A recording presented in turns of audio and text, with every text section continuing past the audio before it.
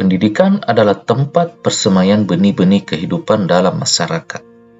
Pendidikan dan kebudayaan adalah satu kesatuan yang utuh. Keduanya tidak dapat dipisahkan. Ki Hajar Dewantara berkeyakinan bahwa untuk menciptakan manusia Indonesia yang beradab, maka pendidikan menjadi salah satu kunci utama untuk mencapainya. Inti dari filsafat pendidikan Ki Hajar Dewantara adalah perubahan. Ibaratnya sebuah tata surya yang terus bergerak tanpa henti dari waktu ke waktu, guna menciptakan keseimbangan dalam alam semesta. Oleh karena itu, menurut Ki Hajar Dewantara, pendidikan dan kebudayaan itu tidak boleh statis, namun harus dinamis, menyesuaikan tuntutan zaman. Dengan kata lain, perubahan itu sifatnya kekal. Prinsip melakukan perubahan menurut Ki Hajar Dewantara disebut dengan asas trikon. Yang pertama, kontinuitas. Artinya kita harus melakukan dialog kritis tentang sejarah.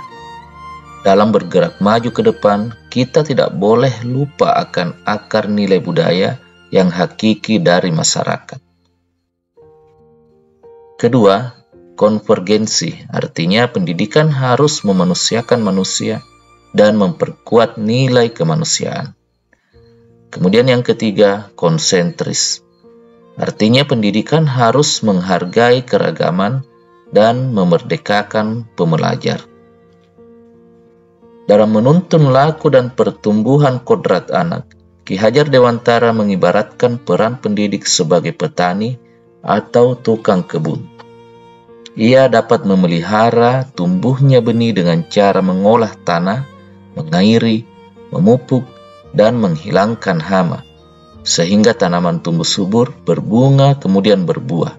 Maknanya, pendidik dapat mengupayakan tumbuhnya budi pekerti dan pengetahuan anak sebaik-baiknya. Petani tidak dapat mengubah suatu benih menjadi tanaman lain. Maknanya, pendidik tidak dapat mengubah anak menjadi bukan dirinya sendiri, tetapi anak mesti tumbuh sesuai potensinya. Adapun wujud perubahan yang diinginkan adalah budi pekerti. Budi pekerti merupakan keselarasan atau keseimbangan hidup antara cipta, rasa, karsa, dan karya.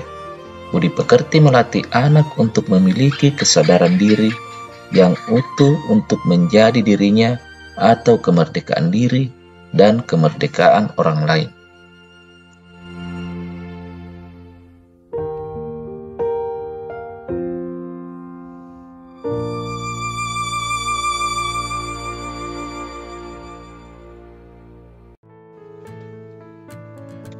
Saya seorang pembelajar dan pembelajar harus terus berupaya membekali diri dengan ilmu pengetahuan yang berkaitan dengan tugas saya sebagai seorang guru, serta terbuka dengan setiap perubahan. Dalam konteks tugas saya sebagai seorang pembelajar, saya harus berupaya merancang dan melakukan pembelajaran yang berpusat pada siswa dengan menyajikan materi pengajaran melalui metode-metode yang menarik minat siswa, dengan harapan dapat tercipta proses pembelajaran yang menyenangkan, yang dapat membuat siswa saya senang dan bahagia. Dan yang paling penting adalah bagaimana saya berupaya dalam menuntun setiap kodrat yang dimiliki oleh anak, agar dapat mencapai kekuatan kodratnya masing-masing, sesuai dengan kodrat alam dan zaman. Intinya, semua yang kita lakukan sebagai pembelajar, orientasinya adalah untuk murid, dan murid.